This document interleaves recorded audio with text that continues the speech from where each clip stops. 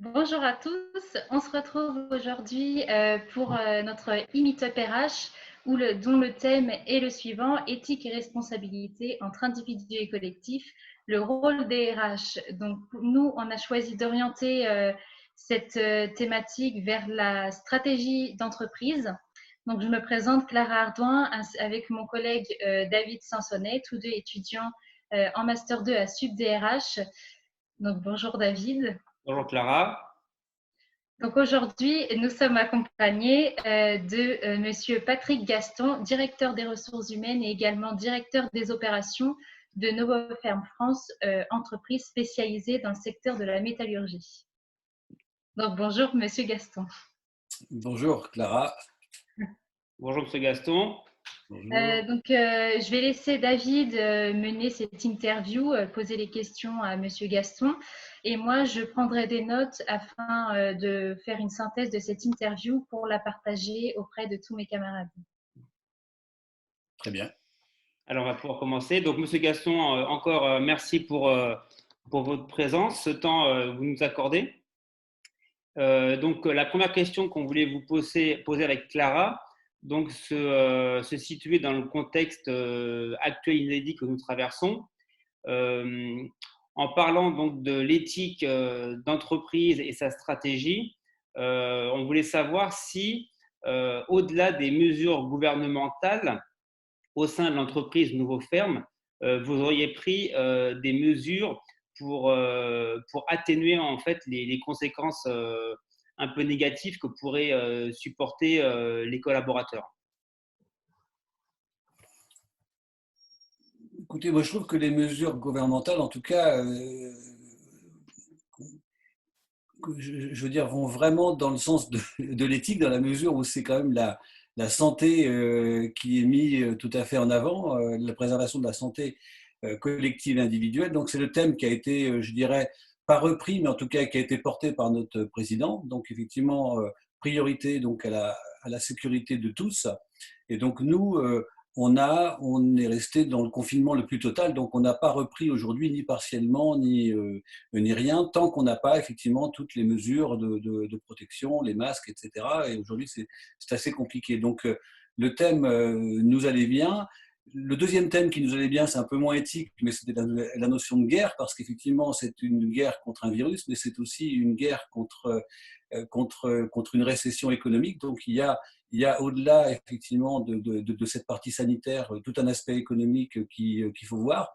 Et donc là, mais je suis déjà un peu en train de déflorer le sujet, mais effectivement, on a tout de suite rebondi aussi avec nos partenaires sociaux sur ce thème-là pour voir comment on pouvait limiter les effets pour l'entreprise et pour les salariés aussi. Donc on est bien dans cette thématique. Donc, on n'est pas allé au-delà, je dirais, de ce qui a été initié par le gouvernement, mais on a surfé sur effectivement cette double notion à la fois de crise sanitaire et donc de santé, de sécurité de tous, et en même temps, effectivement, une notion de guerre et de lutter pour effectivement ne pas mettre à plat, en tout cas, notre entreprise. Très bien. Et alors d'aujourd'hui, est-ce que vous êtes en capacité déjà de mesurer l'impact que cette crise peut avoir ou pourra avoir au sein de l'entreprise Novoferm? Ah oui, tout à fait. Déjà sur le mois de mars, donc c'est très peu de chiffre d'affaires. Donc les pertes pour le groupe sont aujourd'hui de 500 000 euros hein, rien que sur le mois de mars. Et sur le mois d'avril, donc on estime à 800 000 euros de pertes. Donc vous voyez déjà pratiquement 1,3 million de pertes en un mois et demi. Donc sur de court terme, les résultats, même si on a fait le chômage partiel, les résultats sont tout à fait amputés, obérés. Et on estime à peu près une année, si les choses redémarrent à peu près comme on l'a prévu, c'est-à-dire on s'était mis sur une hypothèse de reprise au 4 mai, donc là on voit que c'est plutôt le 11 mai, mais on sera sur on a fait une projection à moins 20% pour l'entreprise. Hein, donc un niveau de perte, si vous voulez, entre les résultats de l'année dernière et les pertes de cette année, ça va faire zéro. Voilà, donc c'est ce qu'on estime.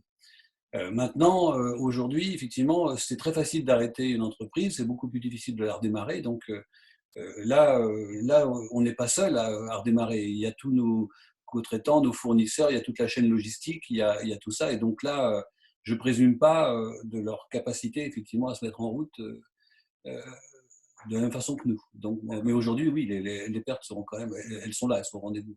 Ok. Et cet impact enfin, que vous subissez d'ores et déjà, est-ce que ça vous a obligé, ou vous avez déjà eu une réflexion par rapport à ça, à revoir vos stratégies pour toute l'année 2020? Oui, oui, oui, oui, oui. Enfin, c'est-à-dire, on est quand même sur du. Alors, si vous voulez, une stratégie, on est plutôt sur une stratégie défensive. Hein, donc, c'est D'accord. pas une stratégie, généralement, c'est quelque chose d'offensif. Mais là, on est sur des défensifs. Donc, effectivement, bah, on a gelé les embauches, première mesure. On a fait la demande pour tous nos sites de chômage partiel. Donc, ça absorbe une partie de. Ça, le gouvernement a été très courageux, quand même, hein, très courageux et très réactif là-dessus, en mettant en place toutes les mesures de chômage partiel qu'il a mis en place dès le début. Donc, ça nous permet de couvrir, enfin, de ne pas licencier, effectivement d'être là et de pouvoir être prêt quand ça va repartir. Il y aura un impact sur l'intérim. C'est-à-dire, chômage partiel, c'est pas bien compatible avec l'intérim. Donc, on va faire avec nos compétences. Donc, ça va probablement, toutes les périodes de crise, vous savez, on est une entreprise japonaise, peut-être qu'on en parlera tout à l'heure, mais c'est le même mot en japonais qui signifie crise ou opportunité.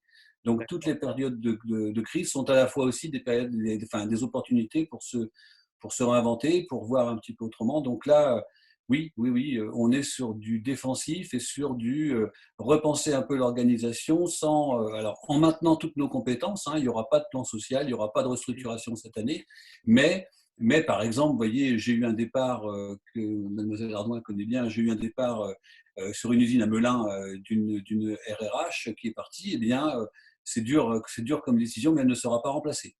Donc on va faire notre slogan tous DRH va encore mieux marcher que d'habitude. Bon, Ah très oui. bien. Bien. Alors, ensuite, donc, deuxième question qu'on voulait vous poser, donc, au sujet du secteur d'activité de l'entreprise, donc, qui est la métallurgie. Est-ce que vous, à votre niveau, vous constatez une prise en compte des relations éthiques ou plus éthiques entre toutes les différentes parties prenantes, à savoir les fournisseurs, les clients? Est-ce que voilà, dans le secteur de la métallurgie, vous pouvez le constater? Oui, enfin, oui, oui, oui, oui. Mais c'est une tendance, enfin, si vous voulez, moi, ça me remet beaucoup, beaucoup d'années en arrière. Je suis sociologue de formation, j'ai fait une maîtrise de sociologie. Et comme tout sociologue, mon premier livre de chevet, ça a été pratiquement le livre de Max Weber là, sur l'éthique protestante et l'esprit du capitalisme. Donc, la notion d'éthique me parle beaucoup. Et j'ai pu voir, enfin, tout au long de ma carrière, un certain nombre de développements euh, autour de ça, c'est-à-dire beaucoup d'entreprises aujourd'hui, enfin, c'était les débuts aussi du rating social, hein, où les cotations des entreprises étaient aussi liées à leur aspect, comment dire, long terme. Hein. Aujourd'hui, les actionnaires ou les investisseurs misent sur du long terme beaucoup, les fonds de pension, etc. Donc, il faut la garantie que les entreprises durent.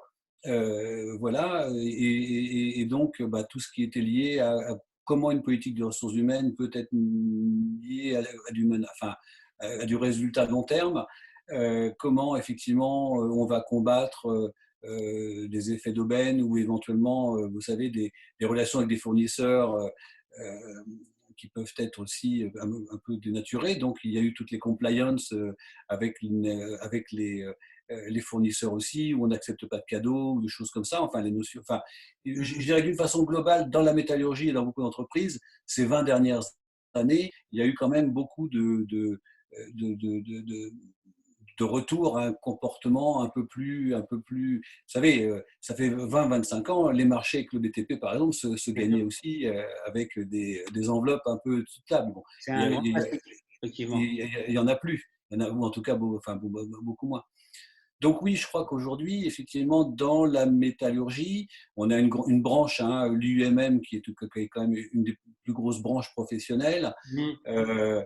qui encadre bien un certain nombre de choses et les rapports, je dirais, entre les différentes parties prenantes, les banques, les fournisseurs, Mhm. les clients, etc., euh, sont quand même. Il y a peut-être une branche parce que nous, on est à la fois dans la métallurgie, mais on fait aussi des produits pour du chantier. Et là, c'est vrai que dans le BTP, les rapports sont quand même encore un peu, Entendu. euh, voilà, un peu de Ambigu. temps en temps, un peu plus dur, un peu plus viril, oui. Et là, ça serait quand même pas mal qu'il y ait un peu plus de notion d'éthique, voilà, probablement dans ce monde-là encore. Et je fais le parallèle avec l'entreprise dans laquelle je fais mon alternance, qui est une entreprise égide d'ingénierie, et justement Oui. où il y a des secteurs d'aviation et de BTP. Et par Mm. exemple, ils ont édité une espèce de charte concernant l'attribution des marchés que Oui. tout collaborateur doit respecter pour évidemment voilà, pas dévier et surtout comment agir dans la mesure où quand on se on rencontre une situation un peu compliquée, comment faire face. Et vous, au sein de Novoferm, est-ce que vous avez tellement établi une charte ou donné des conseils à des collaborateurs qui sont confrontés à l'attribution de marché? Oui, oui, nous, on a des compliance, hein, on ne peut pas accepter des repas au restaurant, elle le sait bien, Mademoiselle Ardoin, on ne peut pas accéder de cadeaux, on doit effectivement, il y a du contrôle interne, où, il y a des doubles signatures, triple niveau de signature, effectivement, Ah, la très bien. connaissance des marchés doit passer aussi par le DAF, donc on est un groupe japonais donc, qui aime bien, enfin en tout cas, qui est assez carré sur tout ce qui est contrôle interne, hein. Très bien. Et c'est bien. Et d'ailleurs, c'est bien.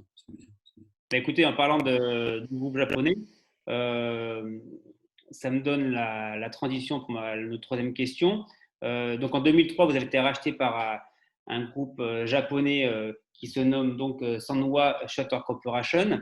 Alors, ce qui serait intéressant de savoir, c'est si ce groupe japonais qui traditionnellement ont des valeurs assez fortes, des valeurs travail et collectives assez fortes, si ils vous ont un petit peu comment dire, influencé dans toute la réflexion à travers l'éthique. Oui. Alors, l'éthique, c'est comme l'amour, hein. Il n'y a pas d'éthique, il y a des preuves d'éthique ou des manifestations. Voilà. C'est vrai. Donc, nous, on était un groupe allemand avant. Et donc, si vous voulez, chaque pays était l'exemple en Europe, on a 14 usines et chaque pays était derrière un patron et entre guillemets, c'était pas transparent, les résultats étaient pas très connus et chaque patron faisait un petit peu ce qu'il voulait. C'était un petit peu le vieil esprit, voilà, d'un conglomérat d'entreprises, mais qui ne forment pas vraiment un groupe. Avec l'arrivée des Japonais, Mhm. on a vraiment euh, comment dire, enfin, découvert de la transparence dans ce groupe, c'est-à-dire qu'effectivement les résultats étaient communiqués. On est un groupe côté à la Bourse de Tokyo, donc les résultats étaient mis sur la table, les plans de progrès de chaque entité étaient mis sur la table. Il y a eu, comment dire, tous les ans, enfin, on nous a mis dans une dynamique de plan à 3 ans, si vous voulez, donc où effectivement on fait des provisions. Il y a eu des synergies qui se sont enclenchées, et là on a bien retrouvé cette valeur un petit peu, enfin collective, hein, pas chacun pour soi, ce qui pouvait être le cas peut-être un peu avant, mais plutôt collective, plutôt on y va ensemble. Les Japonais ne sont pas des gens de court terme, donc ils sont sur du long terme, donc euh, il peut y avoir des difficultés sur un marché. Ce qui va être important, c'est de voir comment on les surmonte aussi avec nos employés. Hein, c'est-à-dire que c'est pas, ils sont très sensibles à ça, hein, comment sont mis en avant les employés du mois, comment on peut développer le Kaizen, vous savez, enfin tous ces mots qui sont le Kaizen, donc c'est l'amélioration continue en partant du terrain. Montrer l'exemple, l'exemplarité des dirigeants. Donc voilà, toutes ces notions-là que nous avions quand même, je pense, en France. Nous sommes assez proches des Japonais en France, hein, mais Mhm. qui n'étaient pas forcément partagées dans le groupe. Voilà. Donc là, ça a renforcé, je pense, effectivement, cette, enfin, cet ethos, allez, pour parler d'éthique d'éthos, mais où on se sentait un peu seul, un peu dans cette dynamique, où là, du coup, c'est devenu un peu l'éthos du groupe. Voilà. Ouais, donc les valeurs qu'ils partageaient dans leur entreprise japonaise, elles étaient plus, on va dire, en cohérence avec les valeurs d'éthique du groupe allemand antécédent. C'est bien ça, hein? Non, justement, enfin, elles étaient plus en cohérence avec nous, nos valeurs à nous de France, D'accord, hein. voilà, qui étaient pas forcément partagées par l'ensemble du groupe avec la tête de pont Allemagne, quoi, D'accord. les Allemands, on les connaît bien, et j'ai rien contre les Allemands, mais voilà. C'est Très comme au bien. foot, à la fin, c'est toujours les Allemands qui gagnent. Donc, Ah, oui. Pas toujours, hein, pas toujours. non, pas toujours. Très bien. Alors, une autre question. Euh, Est-ce que ça vous est déjà arrivé, donc dans votre expérience chez Novo Ferme, de renoncer à une opportunité de contrat de business euh, par rapport à un potentiel client qui n'avait pas forcément les mêmes valeurs éthiques que vous, ou alors avec une absence totale d'éthique? Est-ce que vous avez déjà Oui, rencontré cette situation? oui, oui, oui, oui, oui, oui, oui, oui, oui. Vous avez un exemple éventuellement à nous relater? Bah, je ne peux pas donner les noms, mais Non, bien effectivement, sûr, par bien exemple, sûr. dans le BTP, oui, euh, on peut avoir refusé des marchés avec, enfin, où là, on était dans une logique clairement gagnant-perdant, et auquel cas, c'était ni bon ni pour l'entreprise, ni pour nous, on aime bien, comme en matière sociale, bon, voilà, du business, c'est du gagnant-gagnant. OK, on est là pour apporter un service, etc. Et, je préfère donner les contraires, c'est-à-dire pas donner des mauvais exemples, mais les bons exemples. Par exemple, on travaille avec les chantiers de l'Atlantique depuis plus de 20 ans, hein, par exemple sur le site de Nantes. Bon ben voilà, on est sur une construction long terme, vous voyez, ça rejoint ce que je vous disais avec les Japonais. Ça fait 20 ans qu'on leur fait les lames de plafond, et pourtant les chantiers de l'Atlantique sont connus, hein, pour être terribles négociateurs Bien en sûr. termes d'achat, mais voilà, on arrive quand même, entre guillemets, à gagner notre vie et en faire en sorte qu'aussi qu'on puisse effectivement dégager. Le but d'une entreprise, Mhm. malgré tout, c'est quand même de dégager du bénéfice pour Bien en sûr. redistribuer une partie aux parties prenantes, et donc notamment aux salariés. Donc les entreprises qui vraiment, entre guillemets, je me suis entendu dire, écoutez, il y a des entreprises avec qui on fait du chiffre d'affaires, d'autres de la marge. Bon, avec nous, vous ferez du chiffre d'affaires. Ma réponse a été non, ça ne m'intéresse pas. D'accord. Voilà. Hein, Donc, donc, donc, ça veut dire que dans la stratégie de croissance, on va dire, de nouveaux fermes, donc si on comprend bien, cette notion d'éthique, elle est présente.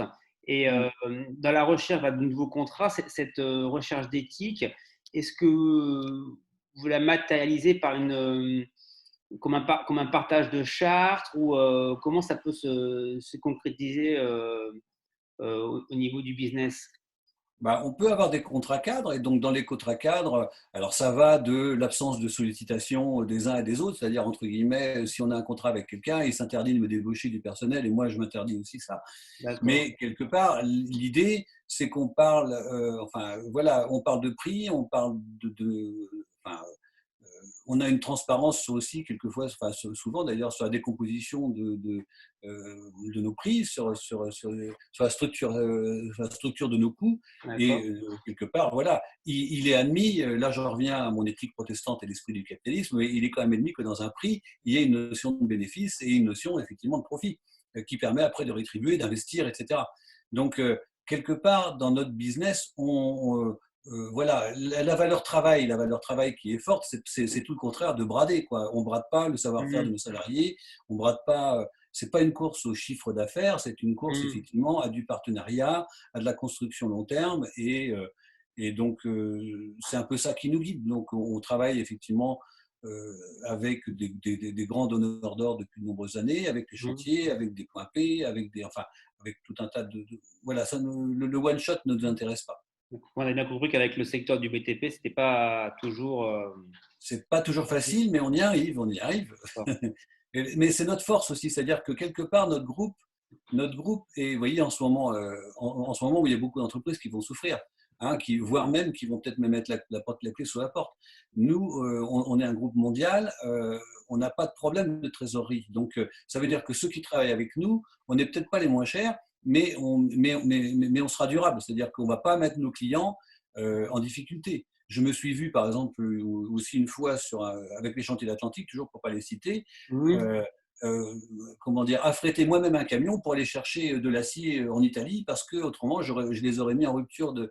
Donc c'est du business, mais je n'étais pas obligé de le faire. Hein. Je suis pas obligé de. Je peux très bien dire mon fournisseur est défaillant, donc moi c'est pas de ma faute si je vous mets en difficulté. On va essayer d'aller au-delà pour effectivement montrer, prouver, enfin faire du business de cette façon-là. D'accord. Alors, pour venir, on va dire, à une politique éthique, mais au sein même de Novo Ferme, Bon, on sait qu'aujourd'hui, il y a un afflux d'entrants sur le marché du travail, ce qu'on appelle des millennials. Et évidemment, ils ont des attentes différentes de gens un peu plus âgés. Et la question qu'on voulait vous poser, c'est que entre les gens que vous avez, par exemple chez Novoferm, dans la métallurgie, qui ont sûrement beaucoup d'expérience et les nouveaux entrants, est-ce que il ne peut pas y avoir parfois des incompréhensions ou des incohérences par rapport à vos valeurs éthiques que vous voulez mettre en place au sein de Novoferm? Alors, je ne prendrai pas le sujet comme ça, parce que bien sûr, il peut toujours y avoir des différences. Mais d'un autre côté, si on prend les choses, pas sous l'échelle générationnelle, mais sur l'échelle classique, j'ai un certain âge, comme vous pouvez le voir, ben, on a tous appris hein, quand on est arrivé sur le marché du travail. Donc moi, je considère que c'est plutôt enfin, dans l'éthique, enfin, comment dire, dans la vocation d'une entreprise, il faut qu'elle transmette un certain nombre de valeurs. Voilà, c'est ces valeurs qui composent son éthique et que ça, c'est pas forcément un choc générationnel, mais vous voyez, la valeur travail, par exemple, pour pas faire trop ringard, bah, c'est pas quelque chose qui spontanément va venir à l'idée de quelqu'un de 22 ans qui va arriver dans une entreprise. Mais par contre, cette valeur-là, on va pouvoir effectivement, à travers l'intégration, l'accueil, comment dire, lui faire partager et lui en faire bénéficier aussi. Voilà, donc bon, je ne sais pas si j'ai le droit, mais j'ai eu mademoiselle Ardouin un peu de temps dans l'entreprise, bah, je n'ai pas eu de décalage avec elle sur la valeur travail, parce qu'en même temps, c'est stimulant quand on fait quelque chose en mode projet, quand on implique les gens, même jeunes, hein, sur des projets majeurs de l'entreprise, bah, vous voyez, ils ne vont pas être là en train de compter leurs heures ou des choses comme ça. Et d'un autre côté, on n'est pas là non plus pour qu'ils fassent beaucoup d'heures. Mais voilà, il y a des entreprises qui sont tentées de dire, bon voilà, on ne retrouve pas cette valeur travail chez les jeunes. Je ne dirais pas ça. Je dirais que c'est à nous comment dire, de transmettre, voilà, de transmettre ou de tout faire en tout cas pour qu'on puisse effectivement partager cette notion-là. Parce que l'éthique, c'est enfin, finalement quelque part une grande partie de l'éthique se fonde autour des valeurs. Hein, et les valeurs, c'est pas quelque chose qui se décrète, c'est pas quelque chose qui, voilà, une valeur, ça se partage, ça s'incarne. Et voilà. D'accord, ouais, on comprend bien. Donc, il n'y a pas trop de problème en termes de compréhension entre le croisement on va dire, de deux générations. Si, il peut y en avoir des problèmes, mais pour moi, ça ne vient pas de la génération, ça vient peut-être de la façon dont on les intègre. Effectivement, si on intègre, je prends encore un exemple, mais aujourd'hui, c'est vrai que c'est très facile d'intégrer quelqu'un qui a un bac+3, bac+4 et de le mettre à un poste de manutentionnaire. Si on le laisse à ce poste-là, si on ne détecte pas son talent, bah, au bout d'un moment, on ne va pas lui demander non plus de faire des miracles. Il va dire, moi, je suis payé pour ce que je fais. Donc l'idée, c'est de voir effectivement le talent de chacun et de l'impliquer à hauteur de ce qu'il peut faire. Et là, du coup, ça va changer son rapport au travail. D'accord. Donc ça veut dire que par rapport à ce que vous êtes en train de nous dire, c'est que est-ce que chez Novoferm, quand vous avez besoin de nouvelles compétences, est-ce que vous privilégiez d'abord, on va dire, la promotion interne avant d'aller voir sur un recrutement? C'est clairement affiché dans notre stratégie, c'est toujours priorité à l'interne. Voilà. On regarde d'abord en interne et après, effectivement, on va voir en externe. Ah, très bien, ok. Et au niveau de Novoferm, comment vous pourriez qualifier les relations avec les partenaires sociaux? Eh ben, elles sont autour de, pareil, de valeurs. Et les valeurs, c'est de la responsabilité. Donc, si je veux vous faire simple, mon PDG dit souvent, voilà, nous avons des partenaires sociaux responsables et raisonnables. Donc, vous voyez, là aussi, c'est autour de valeurs. Hein. Responsable, ça veut dire effectivement, bah, c'est pas sur du court terme, c'est pas la posture, vous, les gna des classes. C'est effectivement, bon, voilà, on est dans une situation, comment on s'en sort pour les biens des salariés, pour le bien de l'entreprise. Donc, et si vous voulez, l'avantage d'un comportement éthique, je veux dire, c'est qu'il s'inscrit vraiment dans la durée. Donc, quelque part, on est prévisible.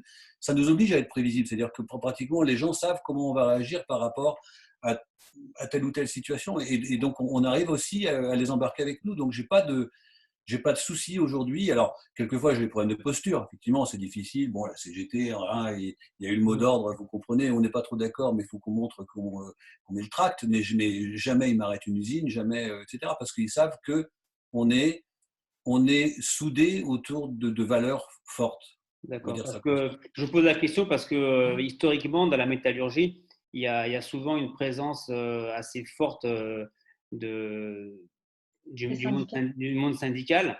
Et c'est sûr que par rapport à la période que nous traversons, c'est pas forcément comment dire, quelque chose de facile à gérer, notamment dans les changements stratégiques que les entreprises et aussi vous, vous êtes amenés à faire, vous voyez.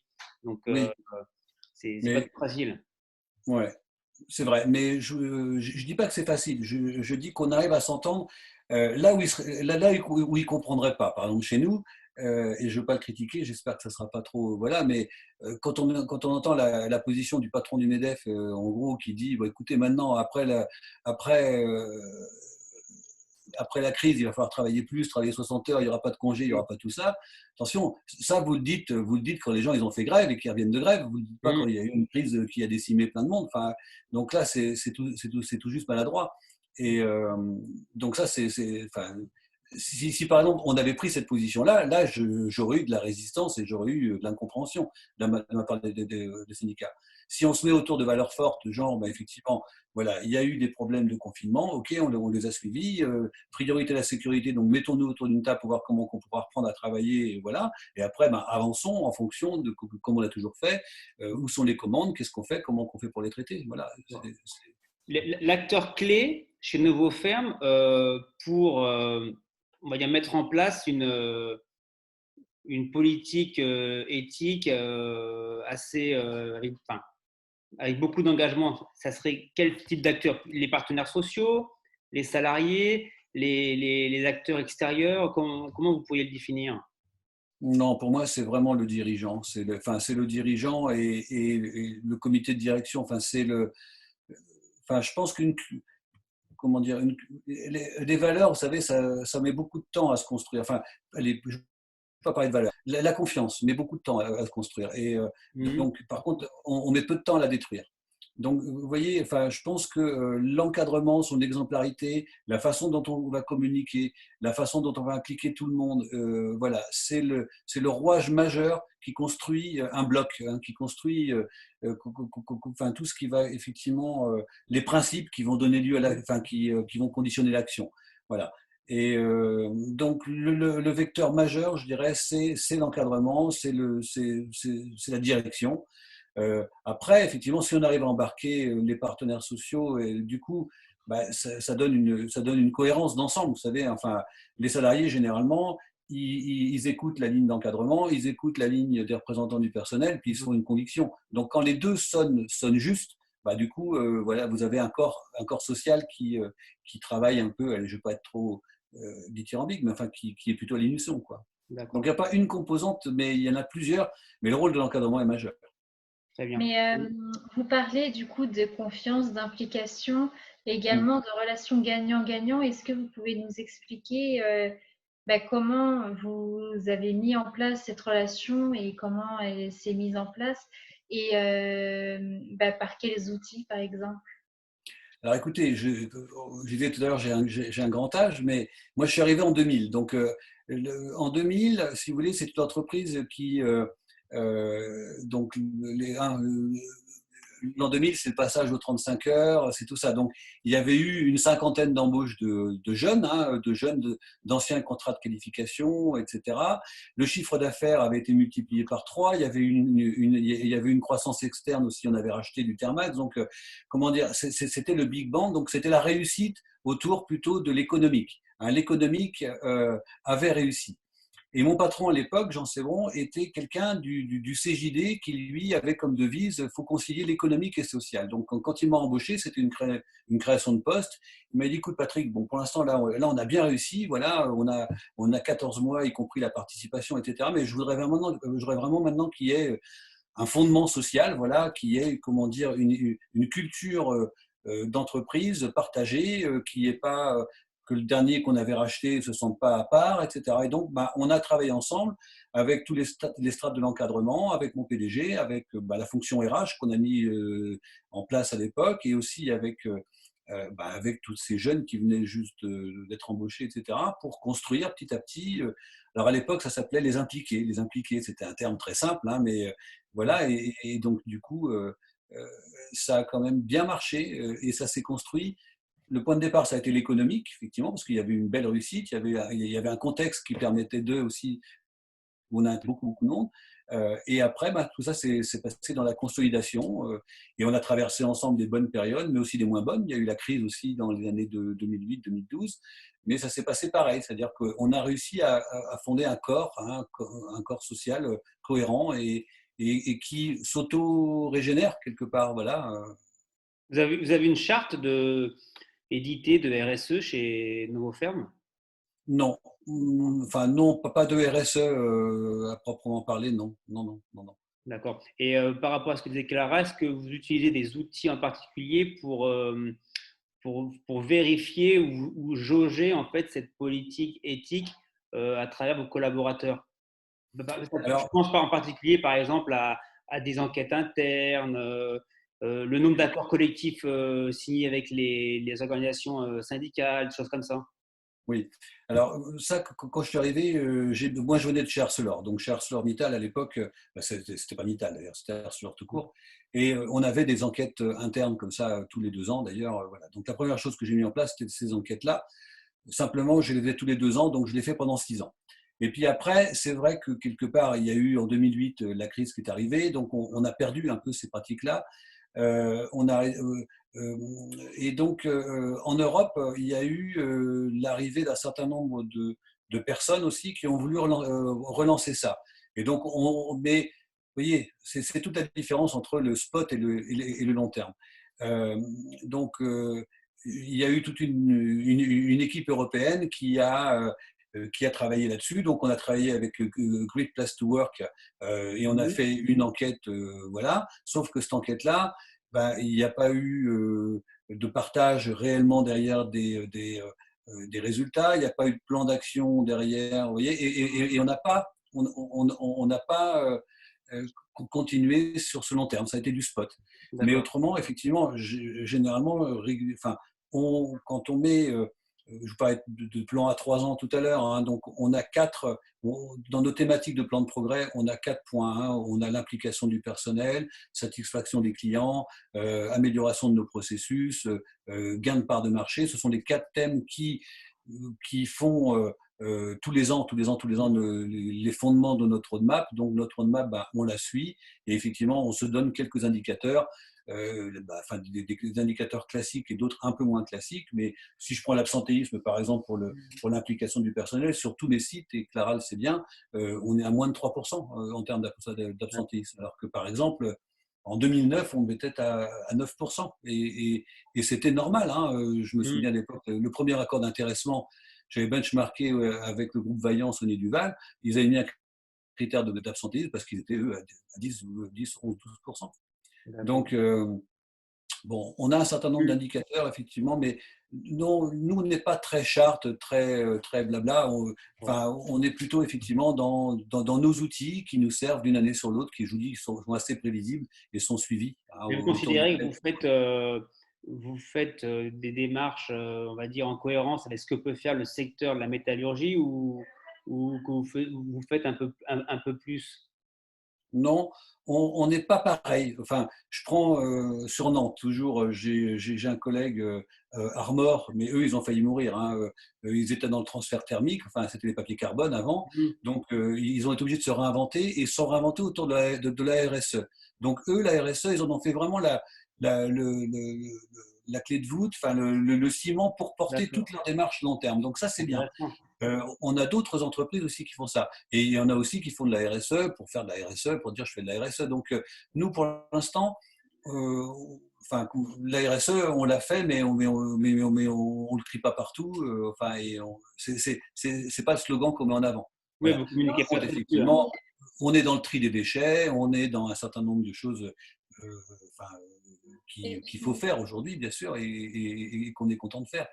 Mais on s'est plutôt approprié, alors c'est pas tout à fait la même thématique, mais plutôt et on vient de signer un accord d'ailleurs enfin, on vient de signer, c'est en octobre dernier, mais plutôt sur la qualité de vie au travail. Voilà. D'accord. Vous voyez, mais ça nous correspond plus. Enfin, parce que c'est plus lié à la façon dont on va impliquer ou s'occuper de nos salariés. Oui, Voilà. c'est Et au intéressant. Donc, travers de ça, la signature de l'accord collectif, c'est un outil que vous mm, pouvez utiliser pour jauger voilà, tout à votre fait, avancée dans la démarche éthique de l'entreprise.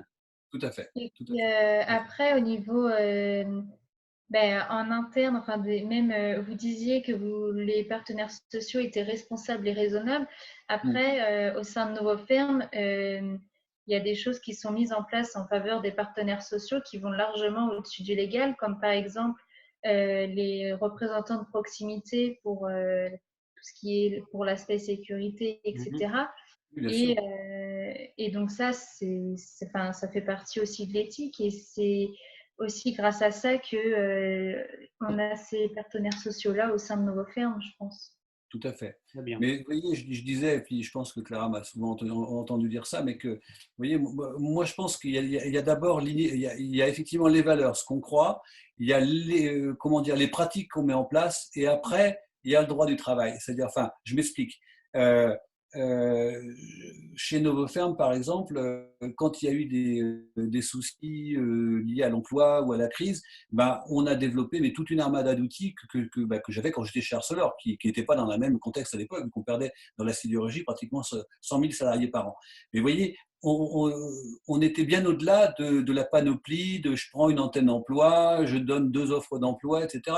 C'était vraiment effectivement de l'information bien en amont, des outils qu'on a mis en place.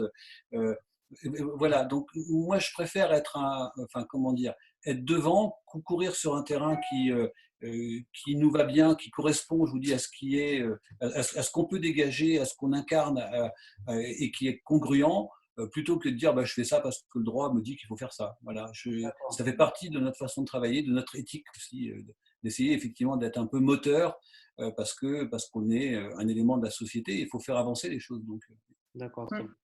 Mais écoutez, je pense qu'on en a terminé avec les questions. Hein, Eh Clara? ben, merci beaucoup, Monsieur Gaston, de nous avoir accordé de votre temps et d'avoir répondu à ces questions. eh bien, merci à vous deux aussi, Monsieur Sampsonnet, Ouais, Monsieur merci Bernard. infiniment. On Bon vous en courage, bonne continuation dans cette période assez compliquée. Très bien. Bah, écoutez, je vous suis fait un pari à moi-même. Je ne raserai que quand on reprendra le travail. Donc voilà, j'espère que ça va être bientôt parce que là, On ça espère pique. que Paris, pas.